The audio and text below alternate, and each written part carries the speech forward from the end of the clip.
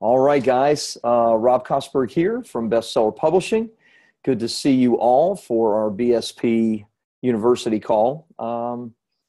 So what do I want to hit today? I want to talk to you today about frame and how you can use your best-selling book to change the frame of every single conversation that you ever have with a potential client. So here's the thing that we know.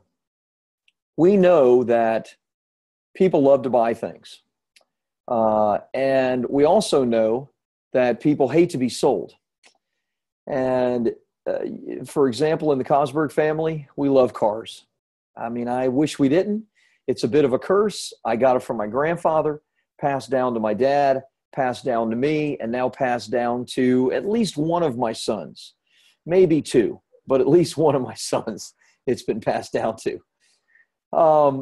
We love cars. I love cars. I love to look at cars, but the buying experience for buying cars, horrible. I hate we're going to go check out your car and see what the value of it is, and then it takes forever to get your keys back. I hate the whole, I make an offer and then that goes back to the manager and it's turned over. I hate that. I hate that. It's such a gross process. Why do I hate it? And probably you do. Because it just feels like I'm being sold the whole time. Now, here's what I do know. And I've told this story maybe in the past, at least to small groups, but my dad used to sell cars. He started in the 70s selling Chevrolets and then moved to selling real estate, opened his own real estate company in the 70s. And of course, 1982, when I was 18, that's when I got my real estate license and got started in real estate. But my dad always tells me a story about when he started selling cars. And he was fortunate to get a job selling cars in the 70s because he really didn't have sales experience. And one day a couple came in, he was up. It was time. He had been with the company just for a few short days and was probably on the verge of getting fired or close to it because he hadn't sold anything. And the couple that came in said that they were really interested in buying a car, that they were looking at several different kinds of cars, Chevrolet, Dodge, etc., Chrysler. And he went through the whole spiel and they said, well, we're going to think about what you had to say, and we'll be back. And they left. The sales manager called my dad into the office and said, hey, what happened? My dad explained the situation and said that, they left and said that they would be back. Sales manager said, well, you understand, you've had a bunch of ups and a bunch of people said they would be back and they never come back or almost never come back. And my dad said, yeah, I don't know what I did wrong. And the sales manager told my dad, well, it's simple. They went to look for a salesman. And which is true because there's a process, at least certainly there was in the old days. Things have changed to some extent with places like CarMax and et cetera, and with all the knowledge that you can get from the internet.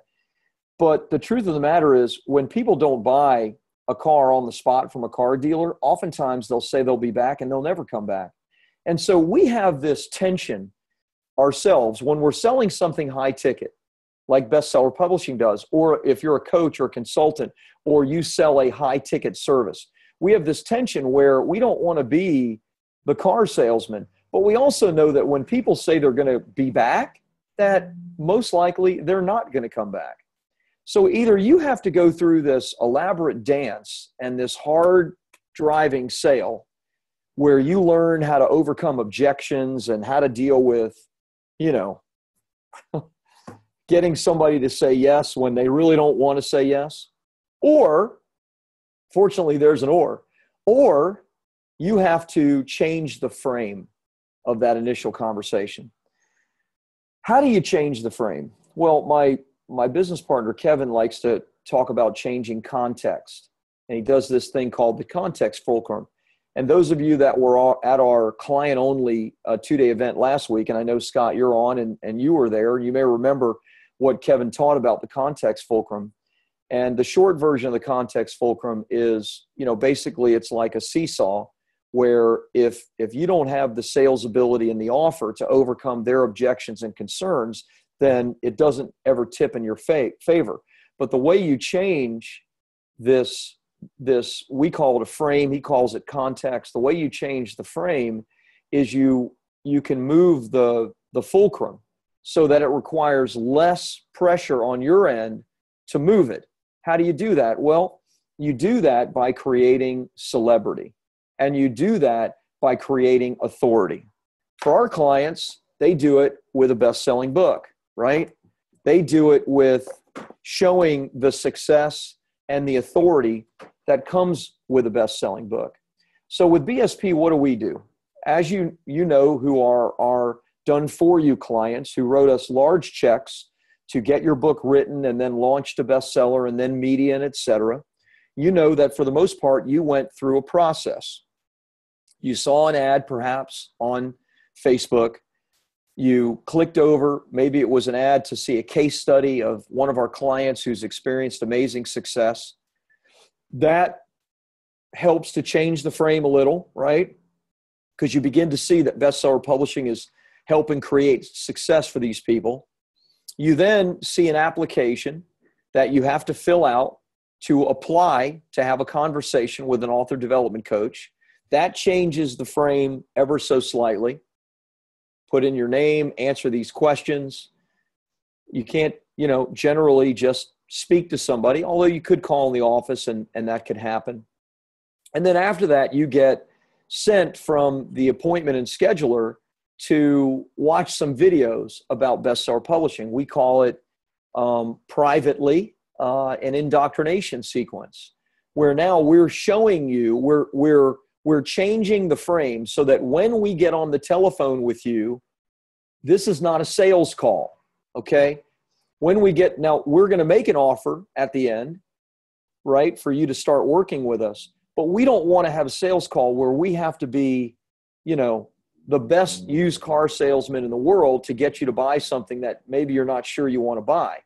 What we want to do instead is we want to take you through a process so that with the videos and with everything you see, when you get on the telephone with us, you are fully educated that we are the best option in the industry for you to work with. And really, the phone call itself is more a matter of us investigating together if we can help you to succeed in the areas that you want to succeed. And then it's just a matter of, well, what's the price and can you afford it? And then taking the next steps with us. So it's not about determining the best way to close the deal or determining the best way to help somebody to overcome the objections that they have. No, you want to get on the telephone with somebody that's already framed to see you as the expert, to see you as the authority, to see you even as the celebrity in the industry. So they want to work with you. Now it's just a matter of, can I work with you? And can I afford to work with you? Does that make sense? So here's where we've made some mistakes with bestseller publishing. I was just speaking to Austin, who, we take people through our process where they fill out the application, then they go into a scheduler. Well, sometimes they go into the scheduler and they don't see an appointment that matches for them. And in fact, about a third of the time, they don't.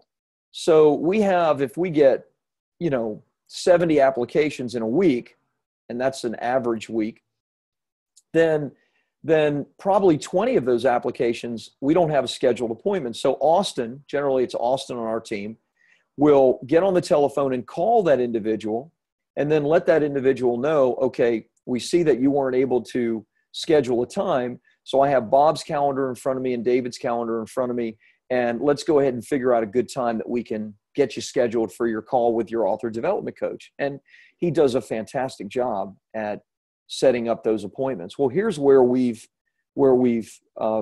made some mistakes and failed.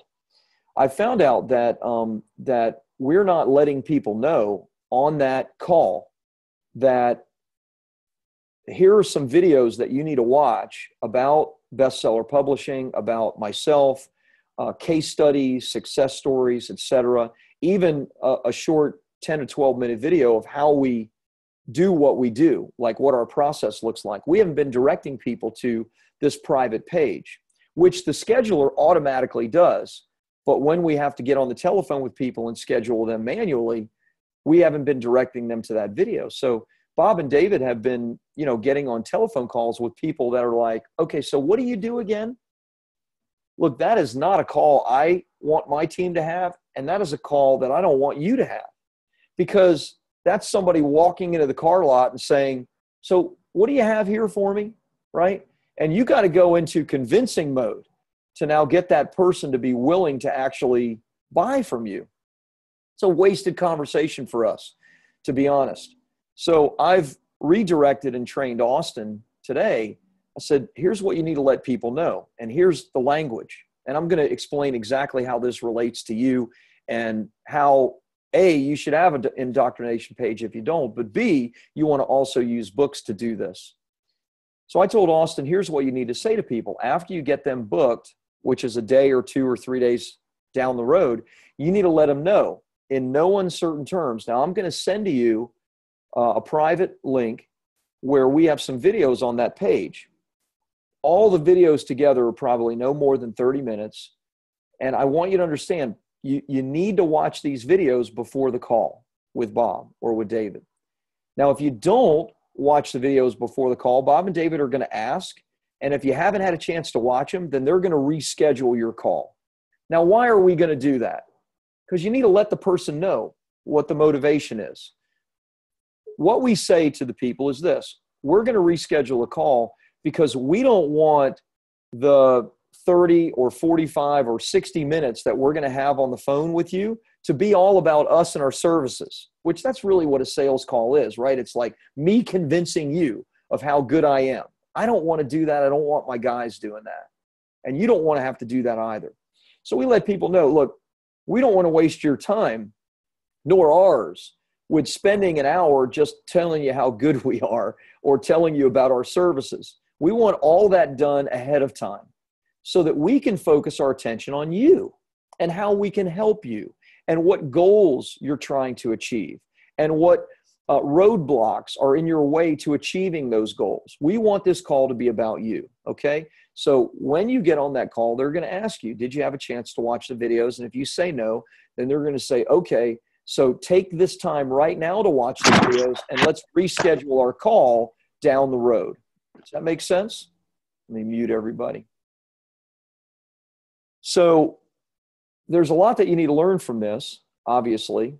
Having your own indoctrination process. If you're selling anything, higher ticket, coaching, consulting, any type of service-based business, anything having to do, even medical, legal, etc. That is a process. There's a sales process, a point at which somebody takes out their credit card or writes a check or whatever to pay for your services. There needs to be a process to where you do that. And if you're having these conversations with people and people are not becoming clients and you feel like you're always kind of pushing them into making decisions with you, then the frame is wrong. The context is wrong. And you have to change the context. Now, the best way to do it is with a book. So how is that done? Simple. If I were a financial advisor today, in this day and age, and one of my clients who's a financial advisor was at our 2-day client-only event, and he also came in yesterday and sat across from me, and we were talking about his program. His average client is worth $30,000 to him. 30 grand is his average client. Some of you are thinking, wow, I should be in financial services. Maybe you should. If I were him and working in financial services today, every prospective client I would have go through a process before I ever met with them face-to-face to get them to where they want to get started with me. What would that process be? Number one would be I would mail them a physical copy of my best-selling book. So what might it look like? So somebody calls on the telephone. Hi, you were referred to me by a friend. My friend got such and such service from you, bought an annuity, your help with life insurance, whatever. And I'm interested in how, those things might help me. Oh, great. Thank you so much for calling. Thank you for trusting your friend. who's a great person and blah, blah, blah, and you make some small talk.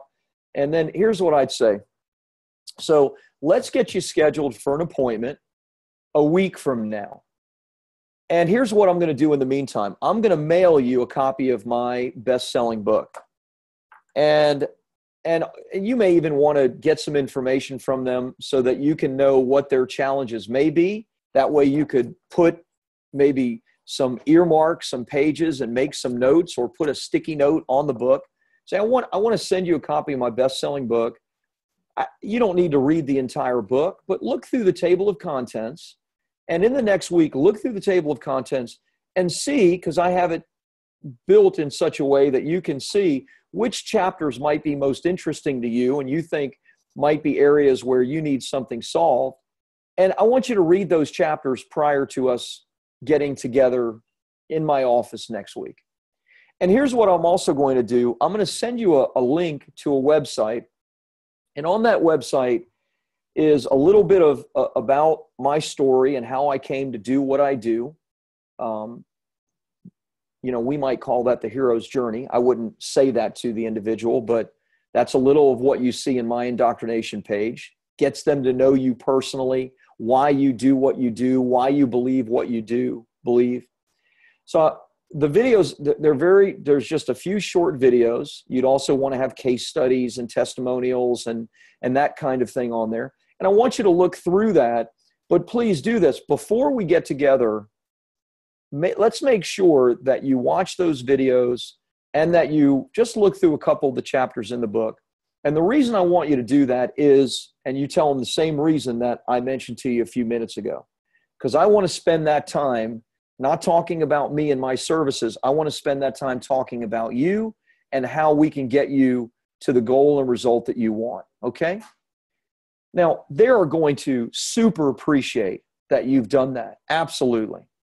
Yes, you've slowed down the sales cycle a little bit, but if your client is worth $5,000, $10,000, in the financial services arena, it might be 30. In real estate, it might be $10, $20, $30,000. Slow it down a little bit and make sure that you have the right frame in place prior to getting into that appointment, because you don't want to have that appointment and it just not go to a conclusion.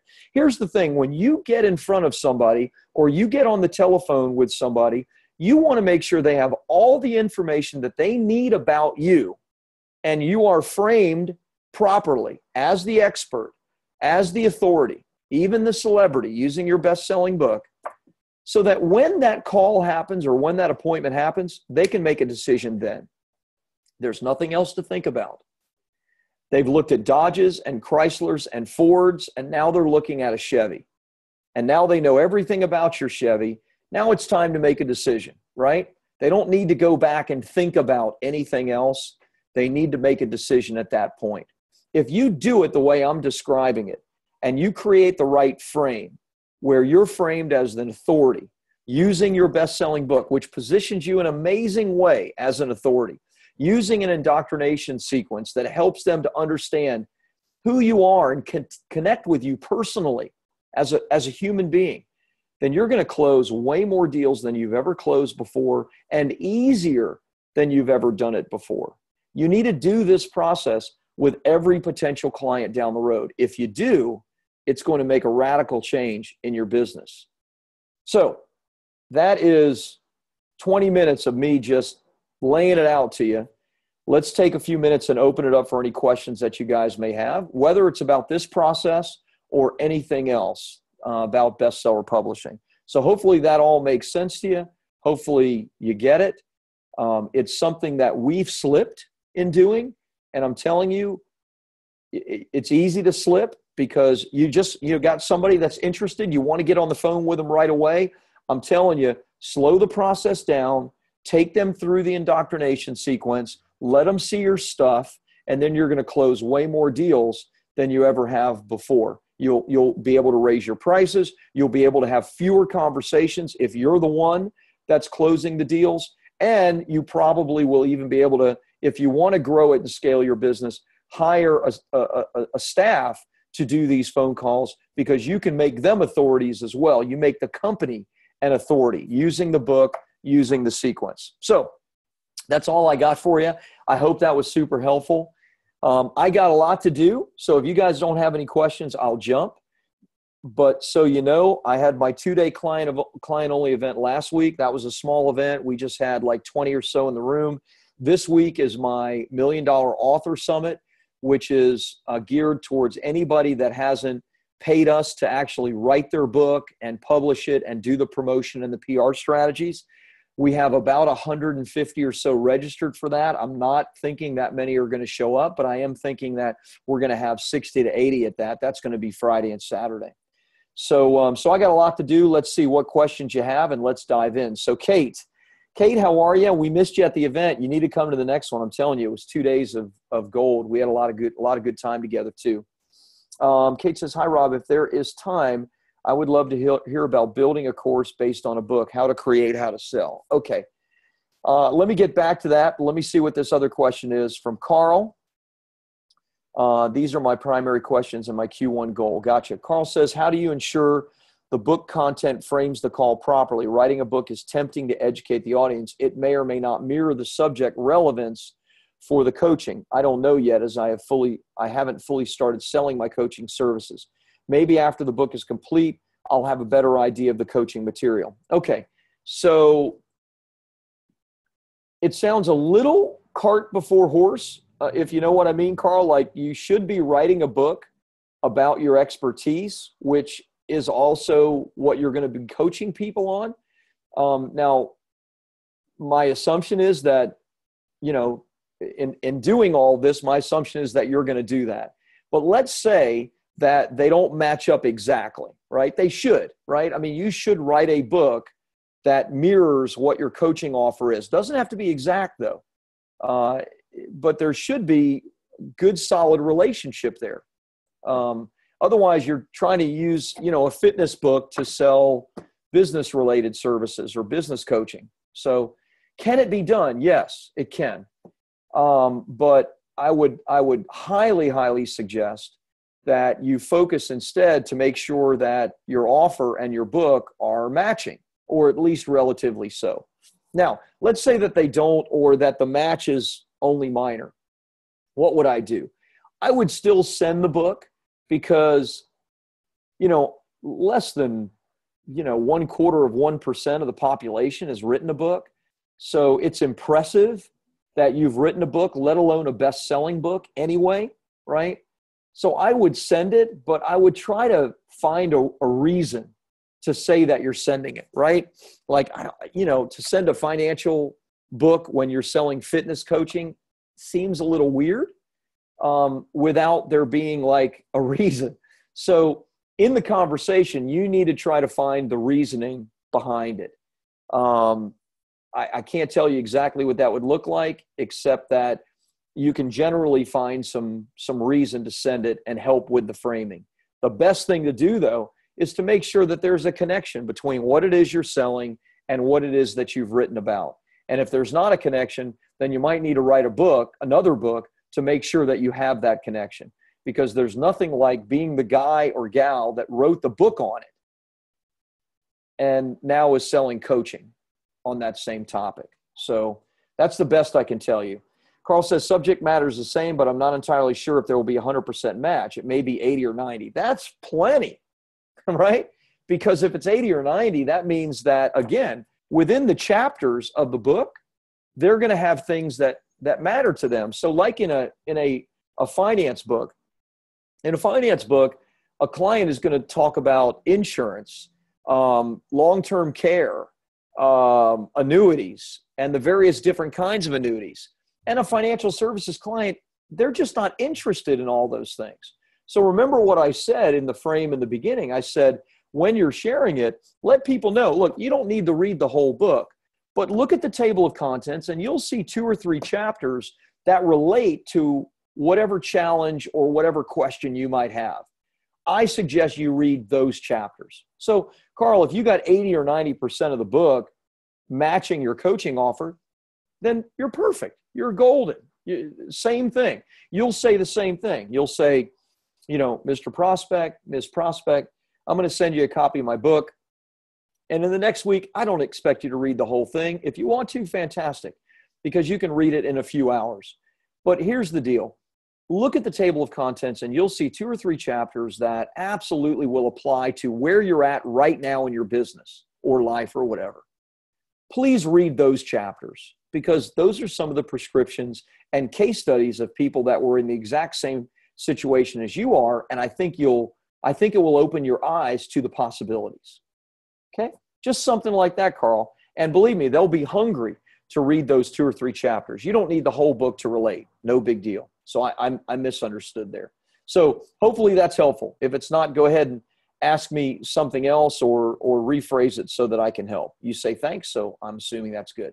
So let's get back to Kate's question, which is fine. Anything off topic of that is totally fine. I beat the horse pretty good.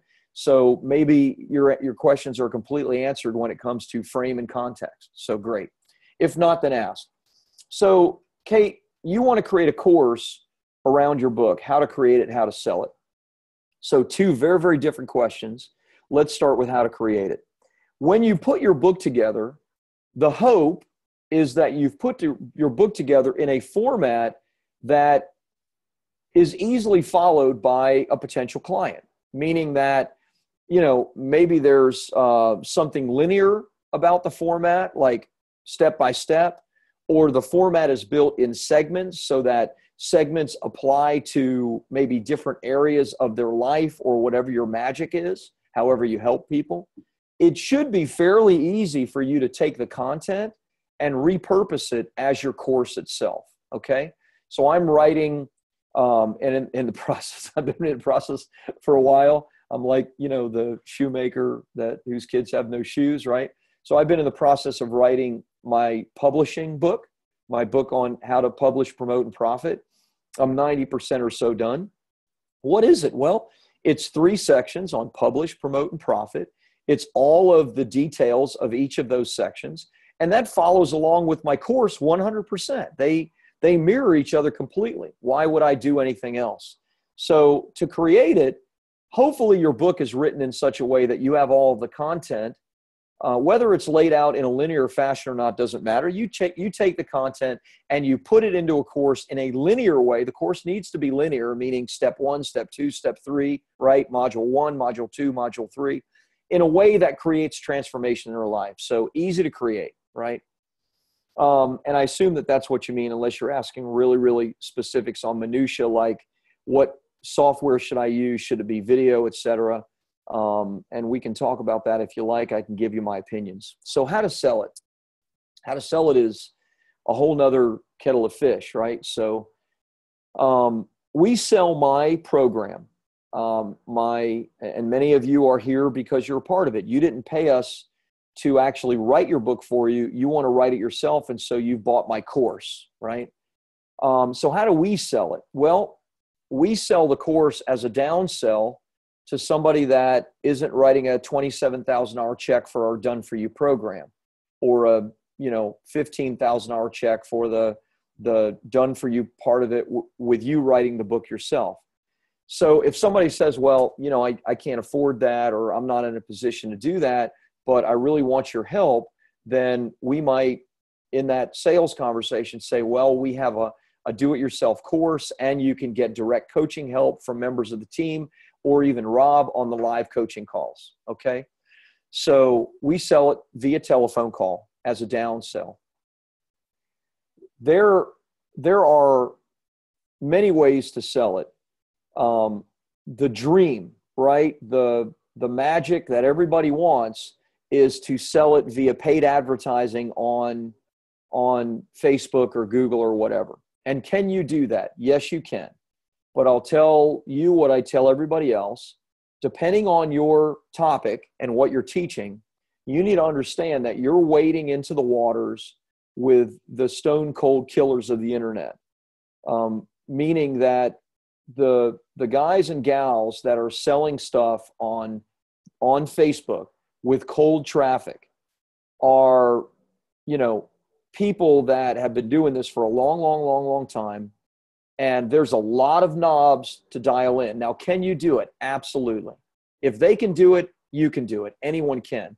But you need to be ready to invest a significant amount of money You need to, and in several ways, meaning like in testing your offer, in testing your ads, in testing your images, in testing your audiences for traffic, in testing your upsells and downsells, in buying programs and coaching on getting help with how to build all of this stuff out. Can it be done? Absolutely. But there's not a short answer on how it should be done, right? Those that want you to think that it's easy are selling you a course on how to do it, okay? Let me just be honest. Those that are saying, well, I make 7 figures a year just selling my course, sure, that may be true. And if they can show you the results, and I know most everybody in the space, I can probably tell you if that's true or not. But what you don't often know is that it might cost 50 to 70% of their gross earnings in ad spend alone. So their margins are smaller than you might think. They may spend $1,000 to sell a $1,500 product. Well, why would they be willing to do that? Well, number one, there's still profit there. But number two, they have upsells. They're selling coaching. They're selling other things that make the average value of a customer much, much greater. So the front end is just what you see, the front end. There's also a back end to all of these people's businesses. So I don't know if I'm answering it, and I don't want to, I hope that I am answering it, and I don't want to discourage you if that's what you want to do. But I do want you to know that if you're thinking, I'm going to sell this with social media, et cetera, I want you to be prepared, because there's a massive learning curve to being able to do this. My recommendation is this. This is what I told people at my client event for the last 2 days. It is hard to sell anything on the internet. A $7.95 thing, hard to sell. Hard to get somebody to whip out their credit card and buy something for $7.95. It's also hard to sell something for $7,950, right? And here's the interesting thing. It's not 1,000 times harder to sell something for $8,000 compared to $8. So my recommendation is always find a great high ticket offer. And I just shared with you a process that works like gold to close high ticket sales. Building out a frame, using your best-selling book, getting on a one-on-one call. There's so much more room for error when you're selling something for $8, $10, $15, $20,000. When you're selling something for $1,000 or $1,500 and you're not doing it on a phone call, which who wants to do that? Then the room for error is minimal. So start with one great offer, with one funnel, with one form of traffic. Get that to $1 million a year, and then we can talk about trying to sell something else. Bestseller publishing, I have info products. I sell them via automated webinars, via a number of other things. And I can tell you that this year I'll probably have sold 150,000 or maybe 200,000 in information products, just pure info, which is cool because the margins are nice on that. That is less than 1/10 of what bestseller publishing is going to do. Probably more like 5% of what BSP is going to do this year. So, that's just not where the real opportunity is for people that are coaches, consultants, et cetera. I hope that makes sense. Kate says, yes, for sure. Yes, this makes sense. Great. Kate says, very helpful. I need to think about it. I'm not trying to discourage you from it, but I am trying to discourage you from doing it first. Do a higher ticket offer first. You can make that work. You can make that successful, and you have the room for error there, right? If you focus all your attention on this info product thing, and you make the mistake that everybody else makes, and that's you create your course and you spend weeks on doing it, even months on doing it. You build out websites and you do all this stuff, and you're now 4 months down the road and you can't get anyone to buy it. You've just wasted 4 months of your life because you just weren't prepared. I'm telling you, you can make a high ticket offer work for you. And that's where your focus should be until you're making 7 figures. And then after that, you can start to branch off and start reinvesting some of that money to try some other things and try some other offers. Kate says, if I can get something to 100,000 a year, it will be a miracle and awesome all at the same time. Excellent point. Absolutely. And you can. I mean, I'm doing that with the BSP stuff, but I'm telling you, it's not where the opportunity is. I would have had to go get another job or do a different business or whatever if I was counting on info product stuff. It's always the lifetime value of a customer that matters. And you always have to find new things that you can help a customer to achieve and great results that you can get for a customer so that they'll pay you more.